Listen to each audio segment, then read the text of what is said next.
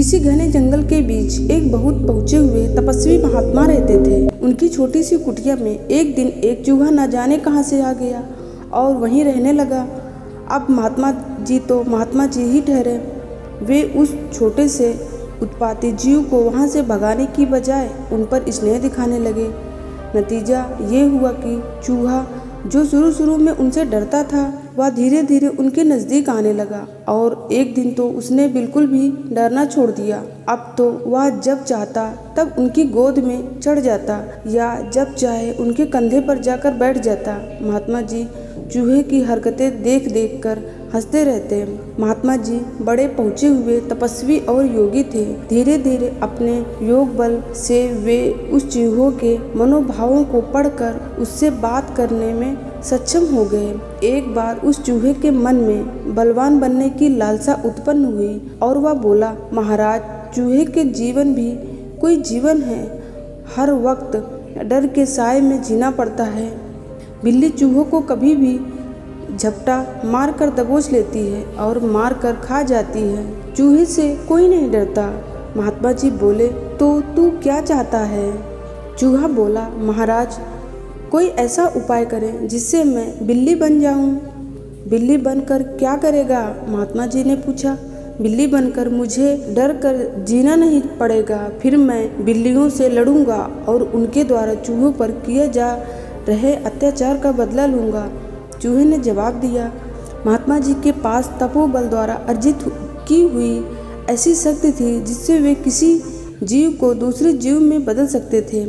फिर भी उन्होंने चूहों को बहुत समझाया कि केवल शक्ति होने से कोई निडर नहीं हो जाता, पर चूहा नहीं माना। आखिरकार उन्होंने कोई मंत्र बुदबुदाया और अपने कमंडल से अभिमंत्रित जल की कुछ बूंदें चूहे के ऊपर छिड़की। देखते ही देखते वह चूहा एक बड़ी सी काली बिल्ली में तब्दील हो गया। बिल्ली बनते ही चूहे ने एक अंगड़ाई ली और सबसे पहले अपने ही बिल की ओर झपटा, लेकिन वहाँ कोई चूहा ना पाकर वह चूहे की तलाश में कुटिया से बाहर भाग गया।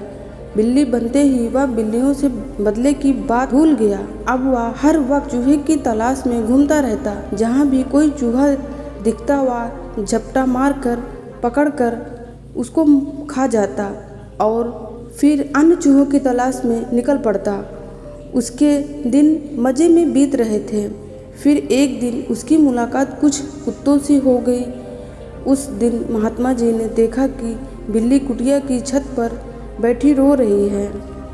महात्मा जी ने कारण पूछा तो कहने लगी, महाराज, असली ताकत तो कुत्ते के पास होती है। उसके आगे बिल्ली की कोई औकात नहीं। कुत्ते के डर के कारण मुझे अपने भोजन की तलाश में भी छिप छिप कर जाना पड़ता है। जरा सा खुले में निकली नहीं कि कुत्ते पीछे पड़ जाते हैं। ऐसे जीवन का क्या फ़ायदा? महाराज जी बोले, मैं समझ गया, तू कुत्ता बनना चाहती है। और ऐसा कहकर उन्होंने कमंडल से फिर छींटे मारे और बिल्ली तुरंत कुत्ता बन गई। कुत्ता बनते ही कुछ दिन तो उसकी मौज रही। किसी भी छोटे मोटे जानवर को मारकर अपना पेट भर लेता और महात्मा जी की कुटिया के आसपास मंडराता रहता। पर एक दिन उसे शिकार नहीं मिला तो जरा गहरे जंगल में चला गया। जब लौटा तो बुरी तरह कहराते हुए और लंगड़ाते हुए आया। महात्मा जी ने पूछा, तेरी यह हालत किसने की? कुत्ता कहने लगा, भालू ने महाराज। वह बड़ा बलवान जानवर होता है, उसे पकड़ना बहुत मुश्किल है। उसी ने मुझे पकड़ लिया। वो तो मेरा भाग्य अच्छा था कि मैं उसके चंगुल से छूट निकला, वरना आज तो वह मुझे मार कर खा ही जाता। महात्मा जी उसके घाव साफ करके मरहम पट्टी करने लगे। तब वह कहने लगा, महाराज, मरहम पट्टी करने से क्या फ़ायदा? वो भालू तो मुझे सूंघता सूंघता यहाँ भी आ सकता है और मुझे मार कर खा सकता है। अगर आप मेरी जान बचाना ही चाहते हैं तो मुझे भालू बना दीजिए, फिर मैं उस भालू से अपना हिसाब खुद ही चुकता कर लूँगा और किसी से डरूँगा भी नहीं। महात्मा जी कुछ कहना चाहते थे, लेकिन कुत्ते ने रोना शुरू कर दिया। हार कर महात्मा ने उसके ऊपर फिर से अभियंत्रित जल छिड़का और उसे भालू बना दिया। भालू बनते ही सबसे पहले तो वह महात्मा जी पर ही कुर्राने लगा। अगर महात्मा जी में इतना योग बल की शक्ति न होती तो वह उनका काम तमाम ही कर देता, किंतु महात्मा जी पर अपना जोर न चलते देख वह जंगल में भाग गया। मगर उस जीव की शक्तिशाली बनने की पिपासा भालू बनकर भी शांत नहीं हुई। कुछ दिनों तक जंगल में रहने के बाद एक दिन वह उदास मन से फिर महात्मा जी के पास आया और कहने लगा कि भालू के रूप में भी वह सुखी नहीं है। चीते, बाघ जैसे जानवरों से उसे डर कर रहना पड़ता है। महात्मा जी ने उसे चीता बनाया, फिर बाघ बनाया, पर वह फिर भी संतुष्ट नहीं हुआ। एक दिन आकर कहने लगा, महाराज, मैंने देखा है कि जंगल में सबसे शक्तिशाली जीव हाथी है। उसकी शक्ति की कोई सीमा नहीं है, सब उससे डरते हैं। वह अपनी सूंड से कितने भी बड़े जानवर को पटक सकता है। आप मेरी अंतिम प्रार्थना मान लीजिए, मुझे हाथी बना दीजिए। सोच ले, फिर तो कुछ और बनने मेरे पास नहीं आना। महात्मा जी ने कहा, नहीं महाराज, अब कभी नहीं आऊँगा, बस एक बार मुझे हाथी बना दे। उसने अनुरोध करते हुए कहा। महात्मा जी ने हंसते हुए मंत्र पढ़ा और उसे हाथी बना दिया। हाथी बनते ही वह चिंघाड़ता हुआ वन की ओर लौटा। जो भी जानवर सामने आया उसे सूंड में लपेटकर गोद की तरह फेंक देता। अब उसकी शक्ति का पार न था। जिधर से भी वह गुजरता, बड़े बड़े खतरनाक पशु उसे ही देखते ही भाग खड़े होते। किसी में इतनी हिम्मत नहीं थी कि जो उसका सामना कर सके। देखते ही देखते जंगल में उसने अपना आतंक कायम कर लिया। पर एक दिन जब वह चिंघाड़ता हुआ पेड़ों को उखाड़ता हुआ चल रहा था कि उसका पांव एक गड्ढे में पड़ा और वह धड़ाम से उसमें गिर पड़ा। जैसे ही वह गड्ढे में गिरा, चारों तरफ से मनुष्यों की आवाज़ें आनी शुरू हो गई और देखते ही देखते कई सारे मनुष्य अपने हाथों में हथियार और रस्से लिए उस गड्ढे के इर्द गिर्द आन खड़े हुए। ये सभी हाथी पकड़ने वाले शिकारी थे और उन्होंने ही यह गड्ढा खोदा था। जैसे ही हाथी गड्ढे से निकलने की कोशिश करता, वे उसके ऊपर बरछे और डंडे से वार करते और वह फिर गड्ढे में गिर जाता। उसने बहुत कोशिश की गड्ढे से निकलने की और इन कोशिशों से उसे गंभीर चोटें भी आई, परंतु वह उस गड्ढे से बाहर न निकल सका। हाथी दर्द और क्रोध से पागल सा हो रहा था। वह इतना शक्तिशाली जीव और ये पिद्दी से मनुष्य उस पर हावी हो रहे हैं, ये सोचकर उसे और गुस्सा आ रहा था, किंतु उसकी एक ना चल पा रही थी।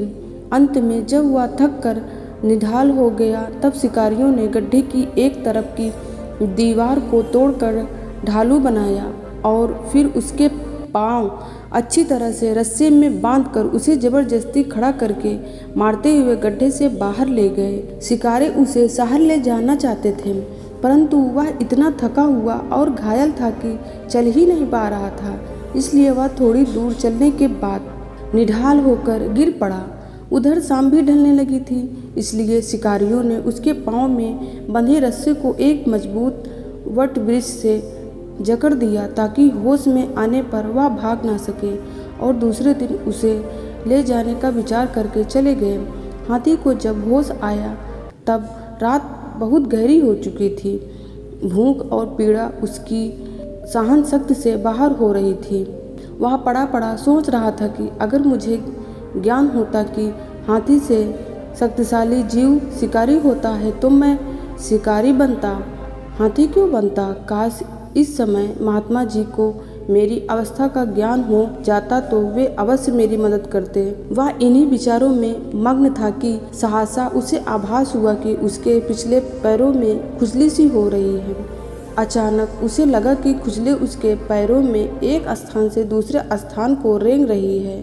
आकाश में चांद अपने पूरे तेज में चमक रहा था। हाथी ने जरा सा सिर उठाकर अपने पैरों की ओर देखा तो वहाँ उसे एक चूहा नजर आया। उस छोटे से चूहों को देखकर हाथी को अपने हाल पर हंसी सी आई। आज ऐसी हालत है कि ये छोटा सा जीव भी उसके साथ खिलवाड़ कर रहा है।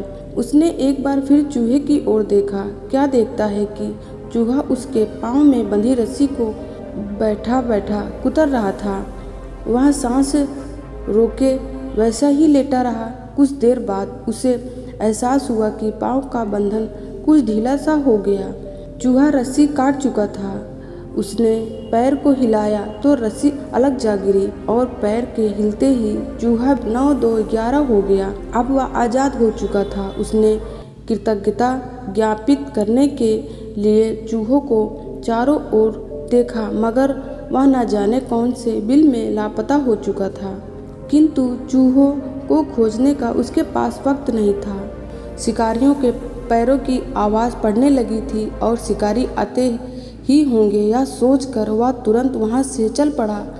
वहाँ से वह सीधा महात्मा जी की कुटिया पर पहुँचा और बैठ गया। उसकी आंखों में आंसू थे। उसे देखकर महात्मा जी कुटिया से बाहर आए और बोले, कहो गजराज महाराज, अब क्या है? अब ये आंसू क्यों बहा रहे हो? महात्मा जी, ये हाथी का शरीर मुझे नहीं चाहिए। वह ग्लानि भाव से बोला, तो अब क्या शिकारी बनने की इच्छा है? महात्मा जी ने हंसते हुए कहा, जो कि अपने तपोबल से सारी कहानी जान चुके थे। महात्मा जी, नहीं महाराज, आप मुझे वापस चूहा ही बना दीजिए।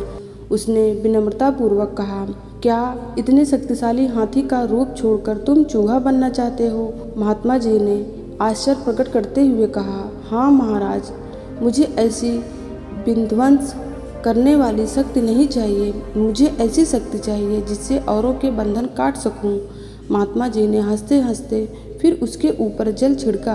पलक झपकते ही वह वापस चूहा बन गया और उछलता कूदता कुटिया के भीतर अपने बिल में चला गया। तो दोस्तों, इस कहानी से आपने क्या सीखा मुझे कमेंट बॉक्स में बताएं। और मेरी ये कहानी अगर आपको अच्छी लगी हो तो मेरे चैनल को प्लीज़ सब्सक्राइब करके जाएं। ओम नमो बुद्धाय।